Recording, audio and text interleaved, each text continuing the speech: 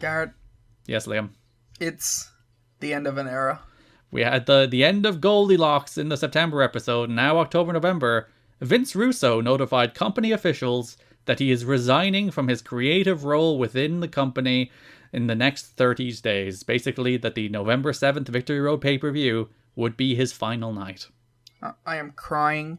I am depressed. I have locked myself in my room. I refuse to leave my bed. I don't know how to go on watching this promotion. I'm devastated. My vote didn't count. The election was rigged. I don't know. I don't know how to live in a world without Vince Russo. You know, I met Vince Russo once. Oh, did you? I was at Bound for Glory 2010, where I was there with my brother, and we were just walking through the halls of the hotel where there were a bunch of wrestlers because we were staying in the same hotel because it was part of the fan experience or whatever you call it, the travel package for Bound for Glory. And awful. And my brother said to me, if we ever see Vince Russo, I have to take a picture with him with the biggest smile on my face I can muster. And literally we rounded the corner, and who else did we run into but Vince Russo? Did you take the photo? Damn right I took the photo of me and Vinny Roo. Oh, please upload that photo. I'll upload the photo after this episode goes up. My brother's actually been pestering me to tell that story for 18 months worth of TNA. He's ever since Russo showed up. Also, this means this is the episode where the "oh shit, it's Vince Russo" is taken out of the open. This will be the last one that's in there. Oh my. We'll have to find something just as impactful. Yeah, so that's also the end of an era. We're also changing the theme song for this episode, not just the clips, but the theme song will go to the Impact theme song now rather than the pay-per-view theme song. You should put in the clip of me calling Dave a royalist. Petey Williams is an amazing athlete. Dave's a fucking royalist. Yeah, it should just be that over and over again. I don't want to put people through that. We've already suffered enough. Yeah, with the loss of Vince Russo.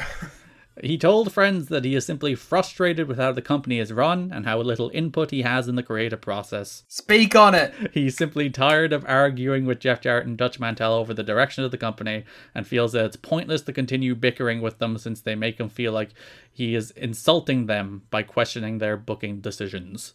Russo says he plans to stick with the company until his angle with Dusty Rhodes plays out, which means through the November 7th pay-per-view and the election for the Director of Authority. There's always a chance that Russo could have a change of heart. He doesn't now, at least, especially if he and Jarrett can get back on the same page. This wouldn't be the first time he's threatened to leave the company, but we know, for once, he does follow through with it. Once he does commit to his word. Again, with the classic, all these quotes come from Disco. One source said that Russo had done his best to keep his cool, but has been voicing his frustrations to friends for quite a while now. He's a very loyal guy who loves the business, but just can't take the BS anymore, said the source. No more BS, Vince Russo. It'd be so funny if it turns out this is actually AJ talking to the Torch and not Disco. It's David Young. So there is a growing power vacuum here because obviously Russo's on the way out. Jarrett, his attention is being pulled away from booking and company responsibilities because the cancer returns in his wife, and his father Jerry is having heart trouble. So there's a lot of problems going on at home for him. A lot of things that demand his attention more than silly little wrestling companies. Also, Joey Your Legend said awful things about Jeff Jarrett this month. Terrible, terrible man. Really? He said something to the extent in a media interview that Jarrett deserved his wife getting her cancer back. And I was like, dude, what the fuck is wrong with you? What a cool guy. There is no amount of wrestling bullshit. None. He could have fucked your career altogether that would have justified you saying that to another human being. And he didn't even do that much to him. Nah, that's rough. What a horrible man. But yeah, Jarrett's attention is being pulled away. Russo's on the way out. There's a ton of locker room dissatisfaction with the way things have been booked over the last 6 months or so. We mentioned that in the last episode. It's been mounting. So a change is on the horizon. This is the point where it's you hit Dusty Rhodes music and he runs to the ring. Power vacuum that air. Dixie Carter has told several people over the last few weeks that she realizes the product stinks right now. She has been openly questioning... Now? Well, there is periods, in the middle of 03 it's not good, but it feels hot-ish. hot is probably a generous term, but it doesn't feel dead. Yeah, but now? But yeah, she's finally reached a stage where it's like, maybe it does stink. This is like the best it's been in a year. She has been openly questioning the idea of filling Impact with squash matches, which Jeff Jarrett and Dutch Mantell defend by saying it's the only way to get over new characters.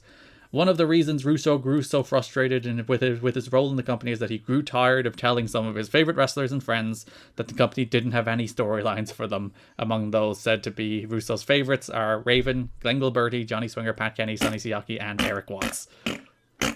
The true dream team of TNA right there. Oh my god, all of the bad people in Raven.